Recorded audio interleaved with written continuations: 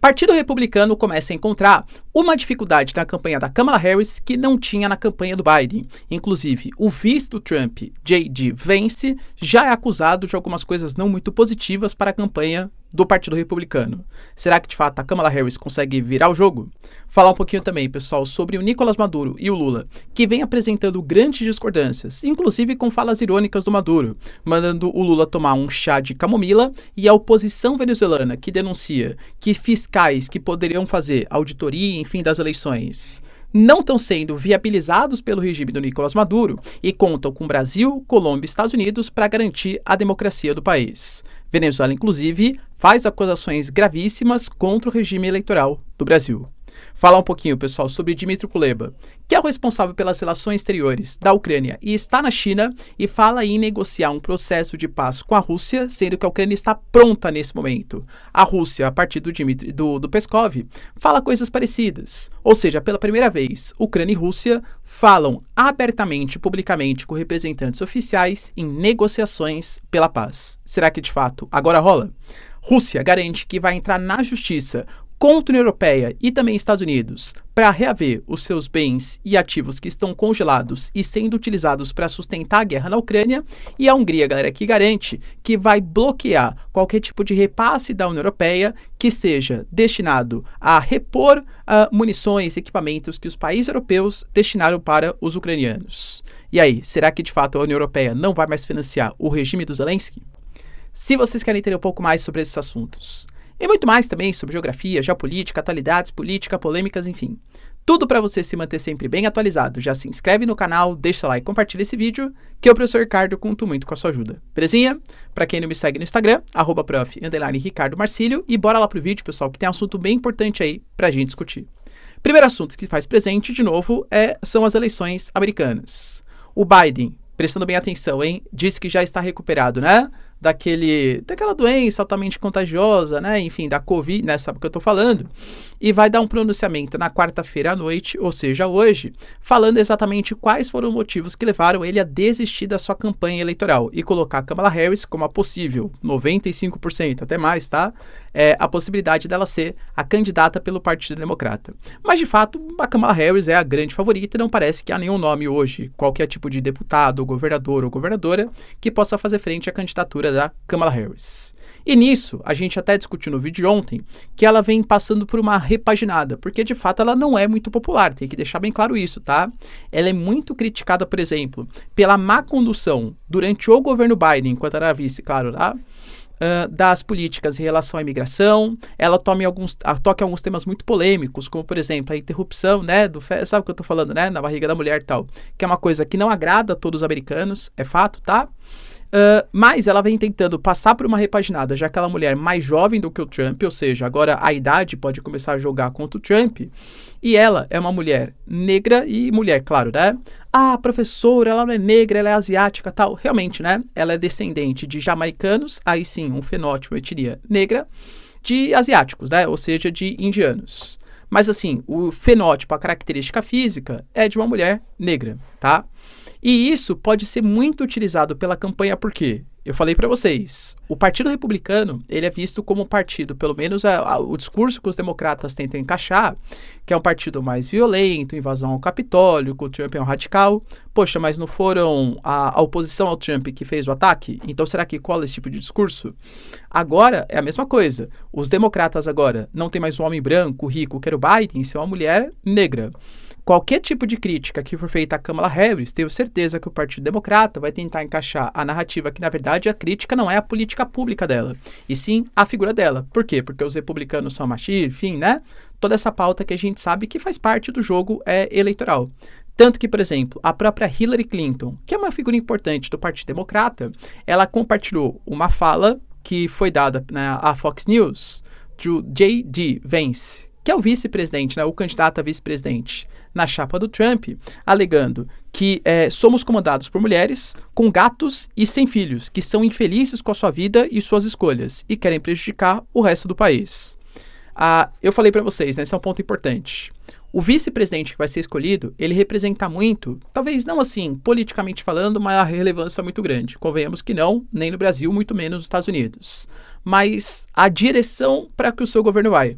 O Biden, que representa uma ala mais de centro, centro-esquerda, às vezes até mais de esquerda, se for comparar em relação ao Trump, precisava mostrar na campanha passada que ele estava destinado a fazer algum tipo de movimento em relação às mulheres, às minorias, e colocou a Kamala Harris como a figura principal. O Vance, ele representa quase um mini Trump, né? É um Trump que ainda não passou por todo o processo, mas assim, em relação às políticas públicas, as pautas defendidas, são muito parecidos. Então,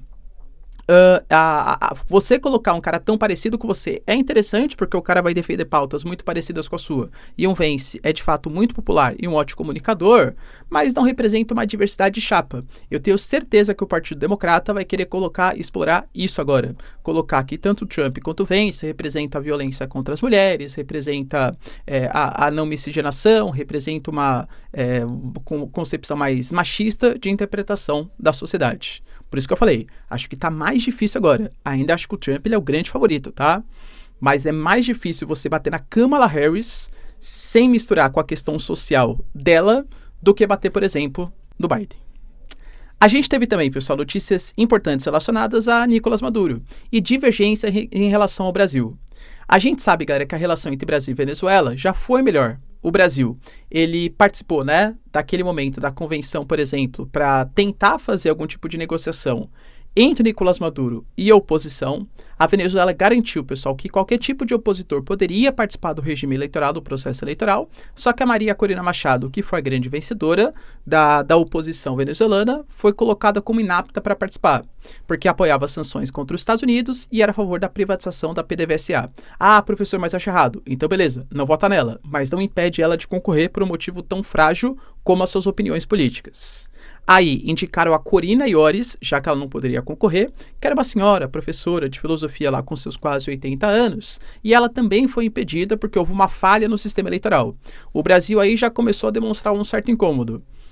Fez críticas. A Venezuela foi lá, o que é isso, Brasil? Essa nota que você colocou parece uma nota que foi editada, que foi escrita pelos Estados Unidos. Já começou a romper um pouco as relações. Aí o Nicolás Maduro deu uma declaração, estamos a menos de uma semana do processo eleitoral, alegando que se ele não vencesse as eleições, uma guerra civil e um banho de sangue poderia tomar conta do país. O Lula respondeu colocando que ele ficou assustado, e que quem perde as eleições ganha um banho de voto. O Maduro tem que aprender. Quando você ganha, você fica. Quando você perde, você vai embora. Ou seja, meio que deu uma lição, né? Do que seria uma democracia na Venezuela. O Nicolás Maduro falou, poxa, quem ficou assustado, que tome um chá de camomila. Mas fique tranquilo porque a gente vai sair vencedor. E inclusive colocando, tá? Que a oposição vai ter que aceitar a derrota. E bloqueando, pessoal, mídias independentes internacionais, fazendo críticas gravíssimas, colocando que a mídia trabalha contra a Venezuela. Aí, já que o Brasil fez algumas certas críticas, e eu diria, pessoal, que Brasil e Colômbia, principalmente. A Colômbia, nos últimos anos, foi uma inimiga do governo venezuelano. A Colômbia sempre foi um governo mais à direita aqui na América do Sul, e, claro, contrário ao regime bolivariano. Só que nas últimas eleições, o Gustavo Petro que venceu as eleições. O Gustavo Petro é um ex-guerrilheiro do M19. Então isso aproximou o regime Maduro do regime colombiano. Tanto que eles abriram ali as fronteiras, voltaram a ter negociações diplomáticas. Só que o Gustavo Petro também vem tecendo algumas críticas em relação à postura das eleições venezuelanas. Então, a oposição, Maria Corina Machado, Corina Yoris e Edmundo Gonzalez, que é de fato o representante, estão colocando que Estados Unidos, Brasil e Colômbia têm que ser os viabilizadores das eleições. O Brasil vai mandar representantes para vistoriar as eleições da Venezuela, a ONU vai fazer a mesma coisa, a Argentina também, inclusive Alberto Fernandes vai ser um dos representantes, assim como os colombianos. Então, a oposição, o Edmundo Gonzalez já falou sobre isso, a Maria Corina Machado já falou sobre isso, que o Brasil ele vai ter que tanto ajudar na fiscalização do processo eleitoral, que vai acontecer no dia 28, como também possíveis repreensões à atitude da Venezuela. Por quê? pelas declarações que estão sendo feitas de, né, guerra civil, banho de sangue, me parece, posso estar sendo, né, um pouco precipitado, mas me parece que o Nicolás Maduro, caso perca as eleições, não vai aceitar o resultado do processo eleitoral. E, galera, convenhamos que algumas pesquisas estão dando aí indicativo que o Edmundo Gonzalez, não que ele seja muito popular, mas que ele está 20, 30 pontos à frente do Nicolás Maduro. Então, pode ser, é normal que talvez ele perca ali o processo eleitoral, tá? Ele já falou, pessoal, que a mídia internacional já está gritando fraude e que elas vão se arrepender dessas falas. Vão se arrepender em que sentido? Porque ele vai ganhar? Ou vai se arrepender porque o Nicolás Maduro vai fazer uma política de combate, de fechar a mídia, de perseguir a oposição se ele perder o processo eleitoral? Ou, colocando, isso o Nicolás Maduro falou, tá? Que o regime bolivariano tem apoio das Forças Armadas. E de fato é verdade. Galera, o Hugo Chávez, que foi o primeiro ali, né, nos anos 2000, final da década de 90, nos 2000, a começar com o regime bolivariano ali na Venezuela, ele fez o que todo cara que quer se manter muito tempo no poder faz, financiar e valorizar as Forças Armadas. Não que elas não devem ser valorizadas, tá? Entendam. Todo ditador faz isso, mas não é porque você faz isso que você é de fato um ditador, tá? São coisas diferentes. Mas porque ele sabe, galera, que o regime, né, o governo, que o único que tem o monopólio das forças para tomar o poder no país são as Forças Armadas. Então, se o governo financia, dá benefícios, enfim, para as Forças Armadas, a não ser que haja algum tipo de ingerência ou punição estrangeira, o governo ele pode se manter no país, entende? Então, o regime bolivariano, de fato, financiou e ajudou muito o exército na Venezuela, que é grato ao regime bolivariano. Então, de fato, conta com as Forças Armadas. Mas para que falar isso às vésperas do processo eleitoral? Então, eu temo, hein, pessoal, que se de fato acontecer algum tipo de derrota do Nicolás Maduro, isso pode comprometer ou viabilizar algum tipo de não aceite do Nicolás Maduro, e aí os países da América Latina vão ter que se posicionar. Não com intervenção, claro, tá, militar, mas no sentido de boicote, de sanções.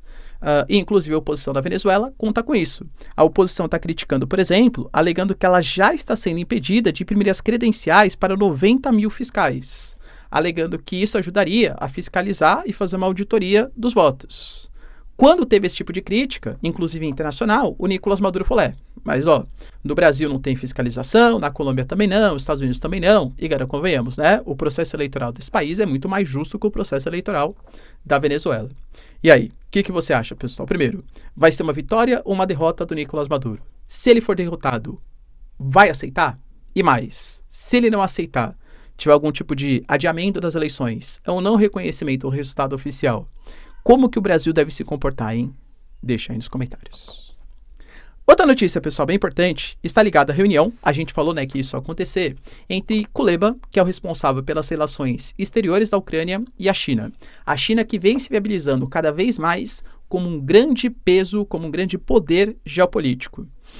A China viabilizou uma reaproximação entre Irã e Arábia Saudita. A China, nesse final de semana, conseguiu unificar, ou pelo menos momentaneamente, né, cerca de 14 facções, grupos diferentes de palestinos, em torno da Organização para a Libertação da Palestina, no movimento mais coeso para a formação de um Estado palestino, olha que coisa significativa, e agora, a partir da convocação do Dmitry Kuleba, sim, foi a China que chamou para negociar, vem tentando estabelecer o que a Ucrânia está falando de paz justa.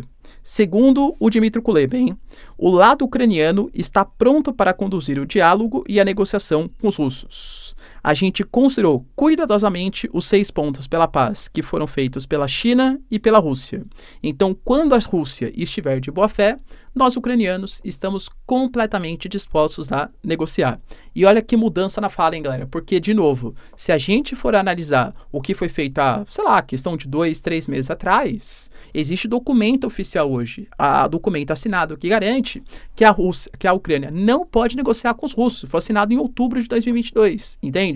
Agora estão falando que, inclusive, já podem até negociar. O Kuleba falou que ele poderia, inclusive, revogar ele não, né, mas o Zelensky, claro, revogar essa lei que foi assinada em outubro de 2022 para permitir algum tipo de negociação com o governo Putin. O Peskov, que é o porta-voz da Rússia, quando viu isso, falou que, poxa, ele está de acordo com a posição de Moscou, o Dmitry Kuleba, e que, inclusive, ele ainda precisa de um pouco mais de detalhes, mas que ele considera que sim, é legítimo pensar numa paz. Ressaltou que a Rússia não reconhece o Zelensky como representante legítimo, isso é um ponto importante, tá? Porque a Ucrânia deveria ter convocado eleições em 2024, a Ucrânia alega que, como está num estado de exceção, num processo de guerra, adiou o processo eleitoral. A Rússia fala, então, não reconhece. Inclusive, a Ucrânia também não reconheceu as eleições da Rússia, tá? Então, supostamente, nem o Putin reconhece o Zelensky, nem o Zelensky reconhece o Putin como chefe de Estado dos seus respectivos países. Mas, enfim, os dois mostraram uma certa boa vontade no início do processo de negociação, tá?